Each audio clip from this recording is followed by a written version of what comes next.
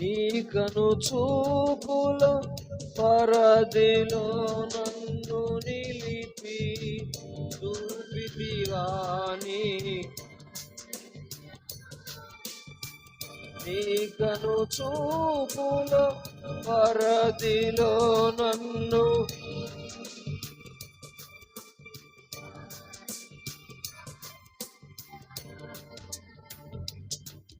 కృపానిధివి నీవేగా నా యేసు రాజా నిన్ను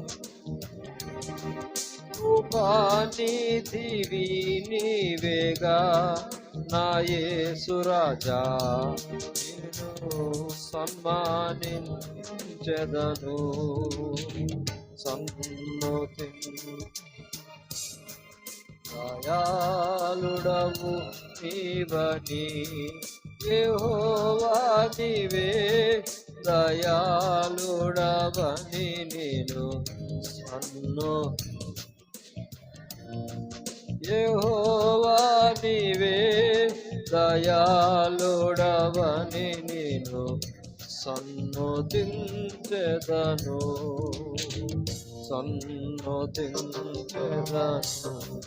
దయాళుడవు నీవని. హల్లెలూయా. ఎందుకంటే ఈ ఉపవాస ప్రార్థనలో ఒకటి దేవుడు మనకు చేసినటువంటి మేలులు ఉపకారాలను బట్టి దేవుణ్ణి స్తుతించడానికి, రెండోది నూతన సంవత్సరంలో దేవుడు మనతో ఉండి నడిపించబడటానికి కావలసిన ఏదో ఒక వాక్కును మనం పొందుకోవాలని ఉద్దేశం. అది దావీదు అంటాడు, దేవుని దగ్గర నేను ఒక వరం అడిగాను, 27వ కీర్తన అడిగాను, వెతుకుతున్నాను. ఒకటి యెహోవా ప్రసన్నత చూచుటకు, ఆయన ఆలయంలో ధ్యానించడానికి. నా జీవితకాలం అంతా అది ఎట్లంట జీవితకాలం అంతా. 52వ కీర్తన 7వ వచనంలో అనుకుంటా, 8వ వచనంలో, 52వ కీర్తన 8వ వచనంలో దేవుని మందిరంలో ఎక్కడంట అది దేవుని మందిరంలో, అది దావీదు ఇచ్చే సాక్ష్యం. వారు దేవుని మందిరాన్ని విడిచిపెట్టి చాలా కాలం అయింది. 84వ కీర్తన 2వ వచనం, మందిరాన్ని విడిచిపెట్టి చాలా కాలం అయింది అంటే వాళ్ళు తోలివేయబడ్డారు.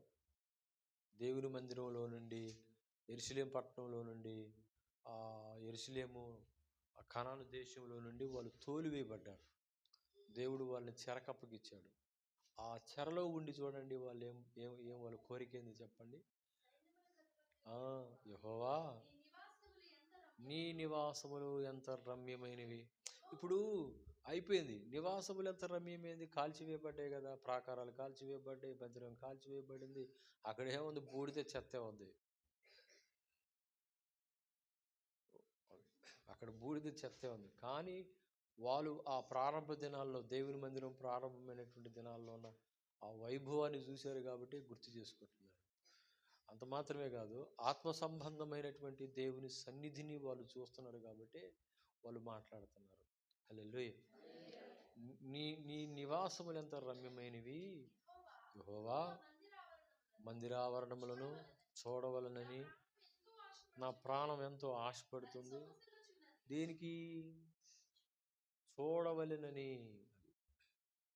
నా ప్రాణం ఎంతో ఆశపడుతుంది, అది సొమ్మసిల్లుతుంది దర్శించడానికి.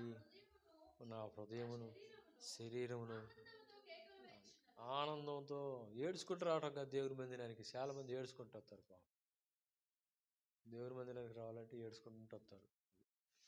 ఇప్పుడు ఆడవాళ్ళు అంటారు కదా, పాప అన్నం పెట్టరేమో, లేకపోతే పరిస్థితి ఎట్టుంటుందో అని చెప్పేసి అట్ట ఏడ్చుకుంటూ మందిరానికి రావటమే కానీ సంతోషంగా రావడం కాదుగా. అది చూడండి, వాళ్ళు ఏమంటారు తెలుసా? ఆనందముతో కేకలు వేస్తున్నది. ఇంకొక మాట కూడా ఉంటుంది, నీ నివాసము దగ్గరే నీ బలిపీఠము నొద్దని పిచ్చుకలకు నివాసము. అది హల్లెలూయ. పిచ్చుకలకు ఎక్కడ నివాసం?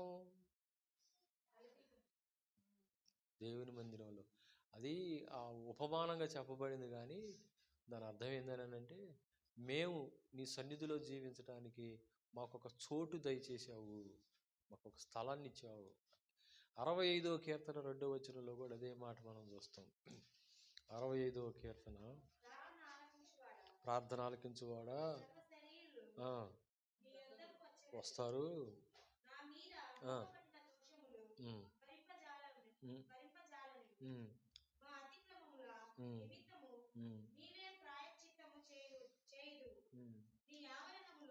నీ ఆవరణములో నివసించున్నట్లు అందరిని కాదంట, ఏర్పరచుకున్నవాడు. హల్లెలూయా. నీ ఆవరణములలో నివసించున్నట్లు నీవు ఏర్పరచుకొని చేర్చుకునివాడు ధన్యుడు. నీ పరిశుద్ధాలయము చేత నీ మందిరములోని మేలు చేత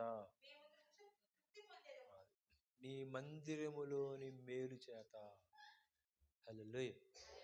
మందిరంలో సమృద్ధి ఉంటుంది కదా, నీ మందిరములోని మేలు చేత తృప్తి పొందుతున్నాము. కాబట్టి మందిరం అనేది దేవుని పరిశుద్ధ సన్నిధి. అది అందరూ ఉండేది కాదు, అది అందరూ ఉండేది కాదు. అది దేవుని ఏర్పాటు ఉండాలి, దేవుని ఎన్నిక ఉండాలి. అదే అంటది, నీవు ఏర్పరచుకొని చేర్చుకునేవాడు ధన్యుడు. దేవుని పాదాల దగ్గర గడుపు, దేవుని పాదాల దగ్గర గడిపి దేవుడిచ్చే మాటని సంపాదించుకో, దేవుడిచ్చే మాటను పొందుకో. హల్లెలూయా. దేవుడిచ్చే మాట అది వేల కొలది వెండి బంగారు నాణెముల కంటే, 72వ వచనంలో అంటది, వేల కొలది వెండి బంగారు నాణెముల కంటే. దేవుడు నీతో మాట్లాడే కాలము, దేవుడు నిన్ను దర్శించే కాలమును పోగొట్టుకో. చూడండి, వేల కొలది వెండి బంగారు నాణెముల కంటే. హల్లెలూయా. నీవిచ్చిన ధర్మశాస్త్రము 140వ వచనంలో కూడా చూడండి, నీ మాట మిక్కిలి స్వచ్ఛమైనది, అది నీ సేవకునికి స్వచ్ఛమైనది. 162వ వచనం, విస్తారమైన దోపు సొమ్ము సంపాదించిన వాని వలె నీవిచ్చిన మాటను బట్టి. హల్లెలూయా. హల్లెలూయా. కాబట్టి విస్తారమైన దోపు సంపాదించిన వానికి మించినటువంటి సంతోషం ఉంటుంది. దేవుడు నీతో మాట్లాడగలిగితే, దేవుడు నీకు వాగ్దానం ఇవ్వగలిగితే, ప్రమాణం చేయగలిగితే. ఎందుకు అనంటే, ఈ భయంకరమైనటువంటి చీకటి, గాఢాంధకారంతో కూడిన చీకటి లోకంలో జీవించాలి అని అంటే ఆ వేకు చుక్క లాంటి వాగ్దానం మనకి కావాలి. ఆ మాటే మనల్ని బ్రతికిస్తుంది, బాధలో నెమ్మది కలుగు చేస్తుంది. ఏంటిది అంటే మాట. హల్లెలూయా. ఆ మాటే అది. మాట, దేవుని మాట, దేవుని వాక్యం, దేవుని వాగ్దానం, దేవుని ప్రమాణం. ప్రార్థన చేయి, ఉపవాసం ఉండు, ప్రార్థన చేయి, పోరాడు.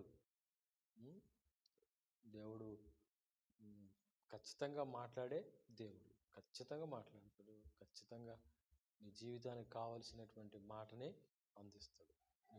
నీకు అవసరమైన మాటని అందిస్తాడు. నీ జీవితానికి, నీ పరిస్థితులకి తగ్గట్టు ఆయన నీతో మాట్లాడతాడు. Praise the lord. ఆయన మాట ఎప్పుడు కూడా అలాగనే ఉంటుంది. అది ఆయన మాట పరిస్థితులకు చాలినది, పరిస్థితులలో నడిపించేది. గాఢాంధకారపు లోయలో కూడా మనల్ని నడిపించేది ఏంటిదంటే దేవుని మాట. ఓడ ప్రయాణంలో ఉన్నప్పుడు దేవుడు దర్శనంలో పౌలుతో మాట్లాడాడు. పౌలు, నీ ప్రాణానికే కాదు, ఈ ఓడలో ఉన్నటువంటి వాళ్ళందరి ప్రాణాలని నేను నీకు ఇస్తున్నాను, వారికి ఏ హాని కలగదు అని దేవుడు మాట్లాడాడు. అయితే వారితో మాట్లాడలేదు కదా, వాళ్ళు ప్రాణాలు పోతాయి అని చెప్పేసి, చచ్చిపోతారని చెప్పేసి అన్నం నీళ్లు తాగకుండా కొన్ని రోజులు గడిపారంట. భయం, ప్రాణ భయం. చూస్తుంటే అల్లుకొల్లోలంగా ఉంది, సముద్రం అంతా అల్లుకొల్లోలంగా ఉంది. పడవ ముందుకు పోవట్లేదు, పడవ కదలట్లేదు. వాళ్ళు తినటానికి తెచ్చుకునేటువంటి తినే వస్తువులన్నీ కూడా పారవేసి ఓడను తేలిక చేసుకునే పరిస్థితి వచ్చింది. పారబోసారన్నీ. వాళ్ళకి ఎవ్వరికి నిరీక్షణ లేదు, ఎవరికి విశ్వాసం లేదు. అయితే పౌలు వాళ్ళందరితో చెప్తున్నాడు, ప్రైజ్ ది లార్డ్, అయ్యలారా నా మాట వినండి, మీ ప్రాణాలకు వచ్చినటువంటి ముప్పేమీ లేదు. ఎందుకంటే గడిచిన రాత్రి దేవుడు నాతో మాట్లాడాడు. ఏమని అనంటే, పౌలు, నీ ఒక్కడివే కాదు, నీతో పాటు ఉన్నటువంటి వీరందరిని కూడా నేను నీకు అనుగ్రహిస్తున్నాను, వారికి ఏ హాని కలగదు. ఆ మాట చెప్పి వారందరిని ధైర్యపరిచి, ఎన్నో దినాల నుంచి తిండి తినకుండా ఉన్నటువంటి వారిని ధైర్యపరిచి, రొట్టె విరిచి ఒక్కొక్కరికి అందించి వారిని బలపరిచాడు.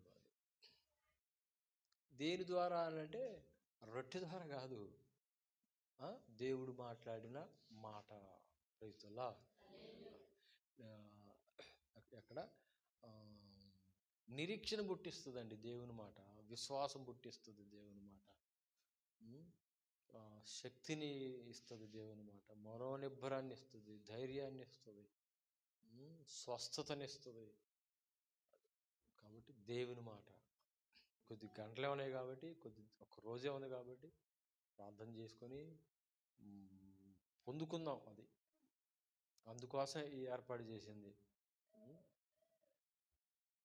అంతేగాని మిమ్మల్ని అది ఇబ్బంది పెట్టాలని, బాధ పెట్టాలని కాదు. కానీ మీరేదన్నా దేవుని దగ్గర ఉండి ప్రార్థన చేసి పోరాడి వాగ్దానాలని పొందుకొని మీ జీవితాలు దీవించబడేటట్లుగా, మీ కుటుంబాలు దీవించబడేటట్లుగా మీకు ఈ అవకాశం కల్పించాలని ఉద్దేశం. దేవుడు నీకు ఏర్పాటు చేసినటువంటి ఈ ఏర్పాటుని పాడు చేసుకోవద్దు, వ్యర్థం చేసుకోవద్దు. దేవుడు నీ కోసం ఏర్పాటు చేసినటువంటి ఈ ఏర్పాటుని, దేవుని ఏర్పాటు, దేవుని ఆలోచనని పాడు చేసుకోకు. హల్లెలూయా. ఇంకా చాలా రోజుల్లోనే మనకి ఈ దినాలు మాత్రం మనకి రావేమో. కాబట్టి రాత్రి ప్రార్థన చేద్దామండి, అవసరమైతే ఉపవాసం ఉందామండి, దేవుని సన్నిధిలో గోజామండి, దేవుడిచ్చే మాటను పట్టుకుందాం. ఆ మాట చేత మన జీవితకాలం ధైర్యంగా, నిరీక్షణ కలిగి బ్రతికేటట్లుగా, జీవించేటట్లుగా, ఆ వాక్యం మనల్ని ఆదరించి బలపరిచేటట్లుగా ఆ దేవుని మాటను సంపాదించుకుందాం. ఆ కృప పరిశుద్ధాత్ముడు మనకు దయచేయను గాక. చిన్న ప్రార్థన చేసుకుందాం.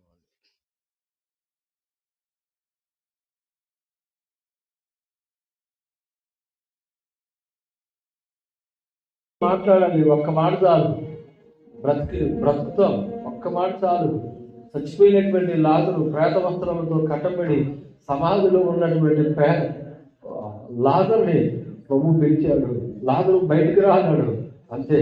ప్రేత వస్త్రములతో కట్టబడిన వాడైనా సరే బండలు లోపల నుండి, సమాధిలో నుండి బయటకు వచ్చాడు. ఒక్క మాట చాలు.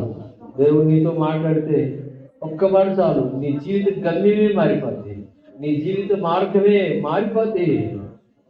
ఒక్క మాట చాలు. ఒక్క మాట మాట్లాడు ప్రభువా అని అడుగు.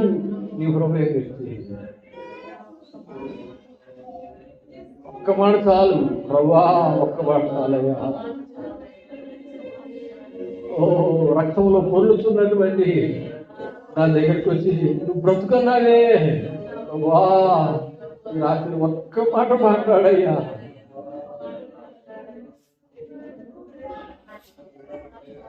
నా నిలువెత్త జీవితాన్ని మార్చబడేటానికి ఓ నా అవిశ్వాస జీవితం మార్చబడటానికి, ఓ ప్రభువా నా నామకారణమైన జీవితం మార్చబడటానికి, నా శాపగ్రస్తమైన జీవితం మార్చబడటానికి, నా వేటదారుల జీవితం మార్చబడటానికి, ఓ ప్రభువా ఒక్క మాట దయచేయ్యా, ఒక్క మాట చాలయ్యా, ఒక్క మాట అయ్యా. నువ్వు మాట్లాడితే బ్రతుకుతామయ్యా, నువ్వు మాట్లాడితే బ్రతుకుతామయ్యా.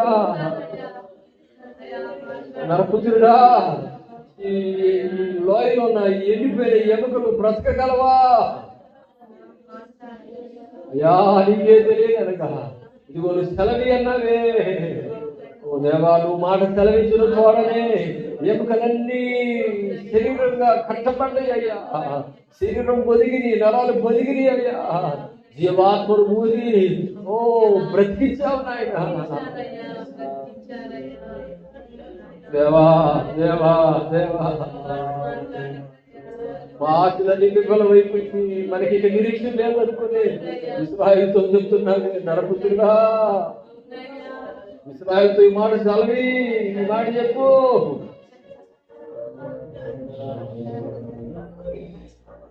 సమస్త మానవులకు జీవాత్మను అనుగ్రహించే యెహోవా ఇలాగే సెలవిస్తున్నాను. వా సెలవిచ్చావే, వా సెలవిచ్చావే. మూడు బారినటువంటి ఓ దేవా దేవా మండి గోడలను తిరిగి నిర్మిస్తానని చెప్పావే.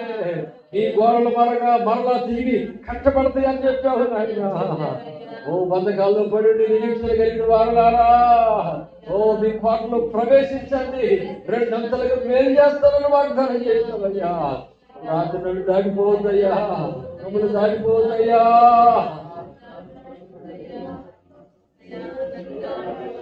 ప్రభువా ప్రభువా, చివరి దినాలు కడవరి దినాలు నిలువెచ్చని భక్తయ్యా, నిలువెచ్చని భక్తయ్యా, నిలువెచ్చని జీవితం అయ్యా, నామకాంతమైన జీవితం అయ్యా.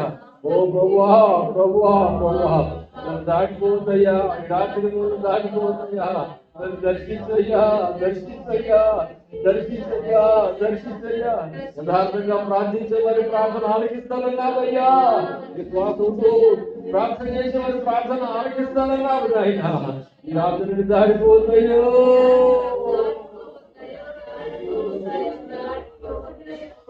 నాతో నీవు మాట్లాడినచో నే బ్రతికెదను ప్రభు. కట్టబడితే నేను గట్టి త్రాళ్ళతోను, నీదు ఆత్మ, నీదు స్నేహం. లాజరు చనిపోయాడు, నిరీక్షణ లేదు. లాజరుకి బ్రతుకు లేదు, బ్రతుకుతామన్న ఆశ లేదు లాజరుకి. అయినా ప్రభు లాజరు దగ్గర కొంచెం మాట్లాడుతున్నాడు. లాజరు కమ్మౌట్ అన్నాడంటే కులిపోయిన ఎముకలు, కులిపోయినటువంటి మాంసము, ఆగిపోయిన గుండె, ఆగిపోయిన రక్త ప్రసారణ మరలా మరలా మరలా మరలా జీవింపు చేశాడు. ఓ సోదరి జీవింపు చేశాడు. ఈ రాత్రి నీ ఆత్మీయ జీవితం కూడా ఆ చచ్చిన స్థితి వల్ల ఉన్నదేమో. ఆ వస్త్రాలు పేద వస్త్రాలతో కట్టబడి దేవుని మాట ప్రకారంగా, దేవుని వాక్య ప్రకారంగా జీవించలేకపోతున్నావేమో. ఈ రాత్రి ప్రభువా నా కట్లు తెరిచయ్యా, నా మత కట్లు తెరిచయ్యా, అవిశ్వాసము కట్లు తెరిచయ్యా, నా భక్తిహీన తాళను తెరిచయ్యా. ఈ రాత్రి నన్ను దాటిపోతాయా అని అడుగుదాం.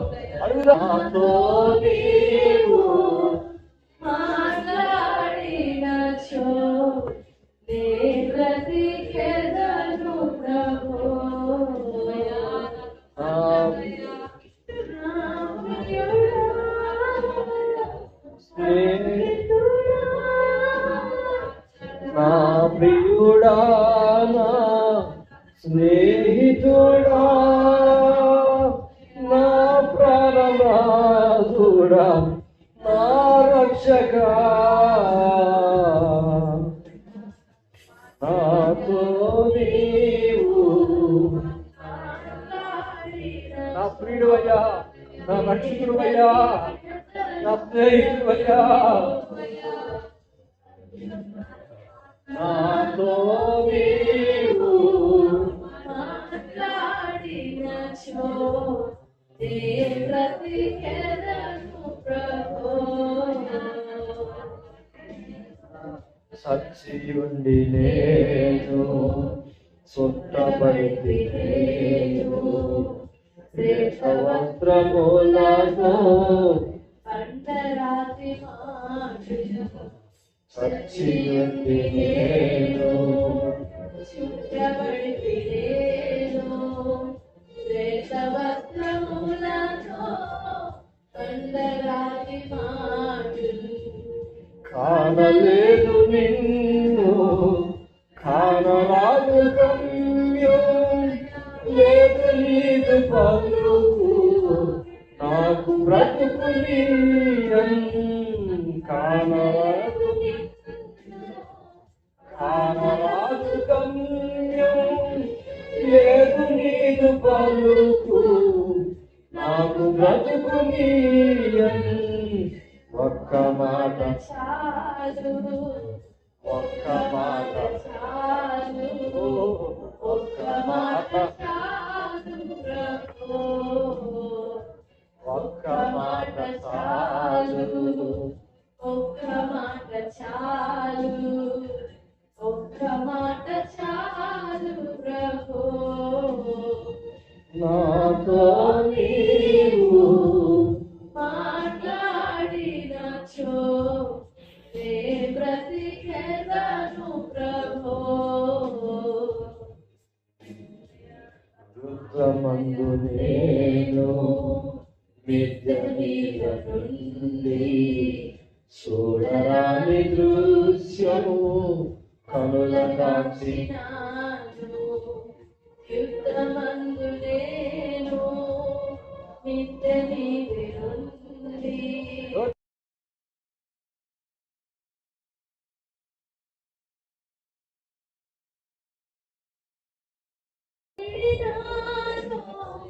హద్దు మీరినాను లేదు నాలో జీవము ఎన్నైతే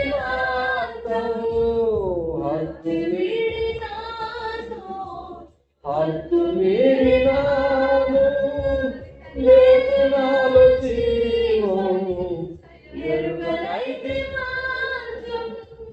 ఒక్క మాట చాలు ఒక్క మాట చాలు ఒక్క మాట చాలు ప్రభు. ఒక్క మాట చాలు ఒక్క మాట చాలు ఒక్క మాట చాలు ప్రభు. నా ప్రియుడా నా స్నేహితుడా నా ప్రియుడా నా స్నేహితుడా నా ప్రాణనాథుడా నా రక్షక నాతో నీవు మాట్లాడినచో బ్రతికెదను ప్రభో. అన్నీ చెయ్యాలి ఈ రాత్రి చెప్పుకోవాలి. ఈ పాత సంవత్సరంతో నీ కఠినత తెగిపోవాలి. ఈ పాత సంవత్సరంలో నీ మార్గమంతా మార్చుకోవాలి. నీ గమ్యం మార్చుకోవాలి. రాబోయే నూతన సంవత్సరంలో రాబోయే నూతన కాలంలో ఓ నూతన మార్గంలో నడిపించబడాలి. ఒక నూతన ఆశీర్వాదంతో నడిపించబడాలి. ఒక నూతన జీవం పొందుతున్న వ్యక్తిగా నడిపించబడాలి. ఈ సాలైనా వేల మంది వెళ్ళి బంగారు నాణ్యులు కట్టి నీ మాట చాలయ్యా.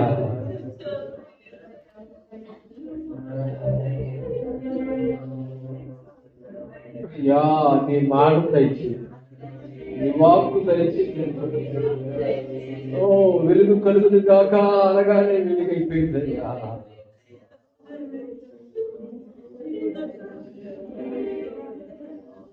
ఆరిని నేలక అగులుగా కంటే అయిపోయిందయ్యా. సూర్య చంద్ర నక్షత్రములు కలుగులుగా కంటే అయిపోయిందయ్యా. విత్తనములు చెట్లు గడ్డి మొలుచులుగా కంటే మొలిచినాయి అయ్యా. మీ మాటలో శక్తి ఉందయ్యా, జీవం ఉందయ్యా. ఓ ప్రభువా, ప్రభువా, ప్రభువా, మీ మాటలో జీవం ఉందయ్యా, బ్రతికిస్తుందయ్యా, బాగు చేస్తుందయ్యా. అయ్యా అయ్యా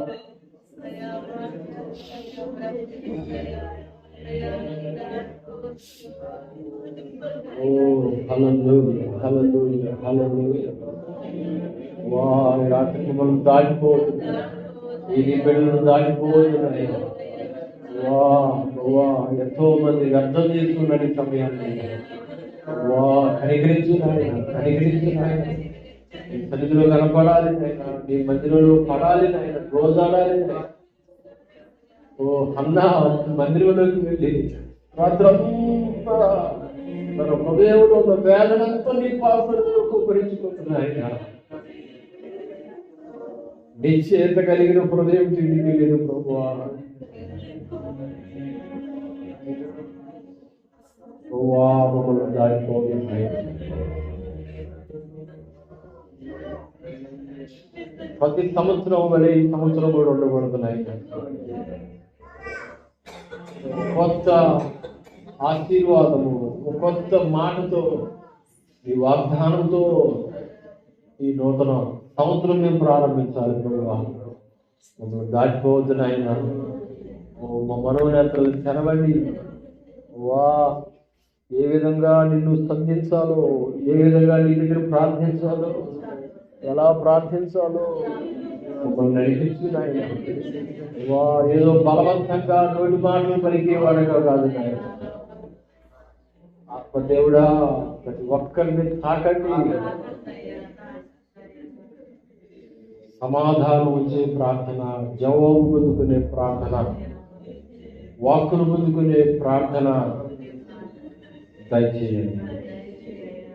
వా ఒక్క మాట చాలయ్యా. కనికరించి ఈ సన్నిధి కొరకు వందనాలు చెల్లిస్తూ యేసు నామములో ప్రార్థన చేస్తున్నాము తండ్రి. యేసు రక్తమే జీవం, శిలువ రక్తమే జీవం. యేసు నామములో సంపూర్ణ జీవం కలుగును గాక.